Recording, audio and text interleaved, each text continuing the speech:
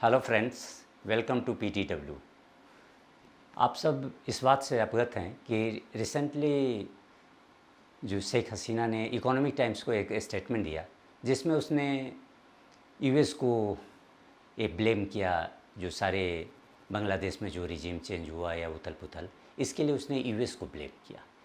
आपको याद है कि कुछ दिन पहले इन जनवरी 2024 शेख हसीना अपने जब जो कोलिशन पार्टनर्स है 14 पार्टी अलायंस, उसे जब ब्रीफ कर रहे थे तो उसमें भी इन्होंने इस बात का जिक्र किया कि एक वाइट कंट्री और white man came to me and assured me of a re-election, successful re-election, if it allows US to set up a naval base at St. Martin Island। यदि आप ये देखें कि ये जो सेंट मार्टिन आइलैंड की कहानी है, ये पॉलिटिकल डिस्कोर्स, बांग्लादेश के पॉलिटिकल डिस्कोर्स में बहुत पहले से है।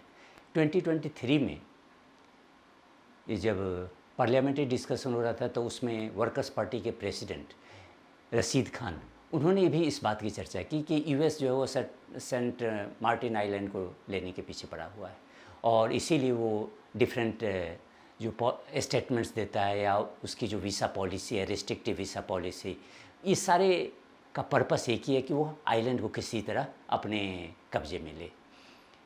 अगर आप देखें कि और अगर पीछे जाएं तो 2003 में भी ये र्यूमर वो काफ़ी ज़ोर शोर से चला था। उस समय भी जो यूएस एम्बेसडर थे मेरी पीटर्स, उन्होंने भी अपने स्पीच में जब वो एक सेमिनार को एड्रेस कर रही थी Bangladesh institute of international and strategic studies, वहाँ उसने भी इन सारे रूमर्स को खारिज कर दिया कि भाई यूएस का कोई प्लान नहीं है कि सेंट मार्टिन या चिटगांव या कहीं भी एक नेवल बेस इस्टेब्लिश करने की।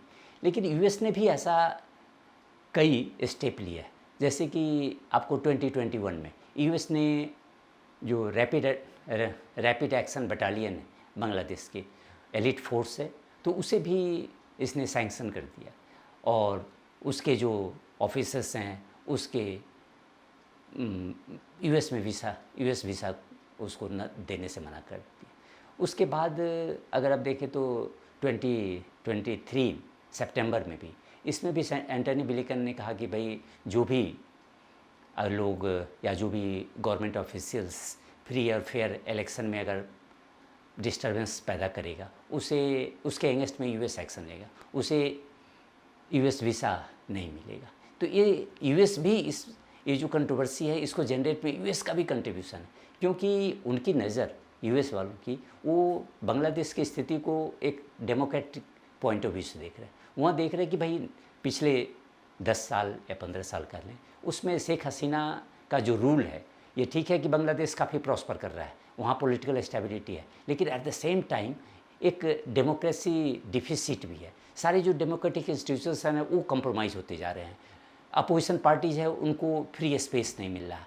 तो इसीलिए यूएस का स्टैंड वो डेमोक्रेसी प्रमोशन के लिए, क्योंकि ये जो यूएस गवर्नमेंट है उसकी एक हमेशा एक पॉलिसी रही है कि जो डेमोक्रेटिक वैल्यूज़ हैं या फ्रीडम ऑफ एक्सप्रेशन है या एक मल्टी पार्टी सिस्टम, इनको प्रमोट करने के लिए वो बार बार स्टेटमेंट जारी करता है और इसी के कारण एक फियर पैदा हो गया बांग्लादेश के एलिट्स में।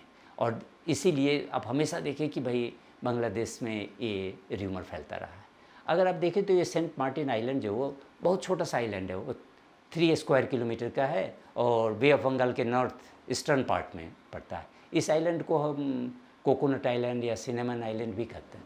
ये सही है कि इसका जो लोकेशन है वो बड़ा ही स्ट्रेटजिक है, क्योंकि ये जो सीलेंस हैं या ये कह लें कि जो चाइना है, जापान है, इस सारे का जो ट्रेडिंग रूट्स है वो इसी बे ऑफ बंगाल के इसी पार्ट से क्रॉस करता है और ऑलमोस्ट वर्ल्ड का कहना है कि half of the trade passes through this one.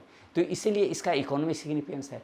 Plus है कि ये जो चोक पॉइंट है, ये कहते हैं स्टेट्स ऑफ मलक्का स्टेट जो इंडियन ओशन और साउथ चाइना सी दोनों को ज्वाइंट करता है, तो उसके भी नज़दीक है।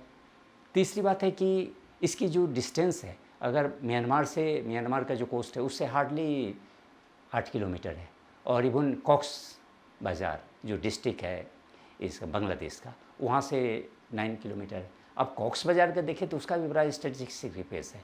2023 में बांग्लादेश ने अपना एक सबमरीन बेस वहाँ इस्टेब्लिश किया, जिसमें चाइना ने उसे काफ़ी हेल्प किया। और उस सबमरीन बेस यानी BNS शेख हसीना उसका नाम है, वहाँ 6 सबमरीन की फैसिलिटी है और 8 अदर नेवल वेसल्स के लिए। लेकिन बांग्लादेश के पास तो 2 ही सबमरीन है। तो इससे ये अंदाज़ लगाया जाता है कि भाई इसका यूज़ नेवल बेस के तौर पर चाइना करेगा, और इसीलिए चाइनीज़ एक्टिविटीज़ को भी मॉनिटर करने के लिए सेंट मार्टिन आइलैंड जो काफ़ी इम्पॉर्टेंट है। लेकिन अगर आप ओवरऑल पर्सपेक्टिव में देखें कि क्या US के लिए सेंट मार्टिन आइलैंड इतना उपयोगी है, 2003 में तो ये बात समझ में आती है कि उस समय US सोल पावर था, सुपर पावर, और उसका प्रेजेंस ऑलमोस्ट एवरीवेयर वो था, और उस समय इसकी ज़रूरत महसूस होती। लेकिन अब तो उसका लॉजिस्टिक एग्रीमेंट है और बहुत सारे जो ये फाउंडेशनल एग्रीमेंट इंडिया और US साइन कर चुका है। तो इंडिया की जो फैसिलिटीज़ है वो तो US ऑलरेडी अवेल कर सकता है। Plus India Bay of Bengal में इंडिया का जो अपना अंडमान निकोबार आइलैंड में जो ट्राई सर्विस कमांड है वो ऑलरेडी है वहाँ, वो तो सफिशिएंट है even choke point Malacca strait को कंट्रोल करने के लिए, या इवन ये जो ट्रेड रूट्स हैं उसे फ्री रखने के लिए ये सफिशिएंट है। और US और इंडिया का काफ़ी क्लोज रिलेशन है। US भी चाह रहा है कि भाई इंडिया एक नेट सिक्योरिटी प्रोवाइडर के तौर पर इंडो पैसिफिक रीजन में उभरे। तो इसलिए अगर हम प्रेजेंट कंटेक्स्ट में देखें तो ये सेंट मार्टिन आइलैंड का इतना बड़ा इंपॉर्टेंस नहीं है US के लिए कि वहाँ वो रिजीम चेंज कर ले और इस तरह के, इसलिए कि ये तो उसके अगेंस्ट में ही जाएगा कि एक तरफ आप डेमोक्रेसी की बात कर रहे हो, ये डेमोक्रेटिक वैल्यूज़ को प्रमोट कर रहे हो, और दूसरी तरफ दूसरे कंट्री में जाकर के डिस्टर्बेंस पैदा कर रहे हो, वहाँ पॉलिटिकल इंटरफेरेंस कर रहे हो। तो ये सारा कंट्राडिक्टरी पोजीशन है। बेसिकली ये सारे जो बांग्लादेशी एलिट्स हैं, और ये वो कहते हैं कि शेख हसीना एंड अदर्स, ये अपने को एक बचाने के लिए कहा कि they are just having a political excuse just to counter US। इसके अलावा कुछ इसका स्ट्रेटजिक इम्पोर्टेंस नहीं है।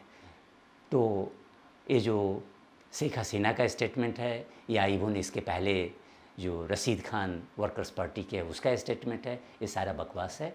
इसका कोई पॉलिटिकल और इवन स्ट्रेटजिक सिग्निफिकेंस नहीं। इवन US स्टेट डिपार्टमेंट से भी इसका डिनाइल आ चुका है। तो ये हम मान के चलें कि भाई ये सारे जो शेख हसीना या अदर उसके जो सपोर्टर्स हैं, they are making excuses just to disown her responsibility, और अपने गलतियों को कवर अप करने के लिए वो ये सारे उपाय ढूंढ रहे हैं। धन्यवाद।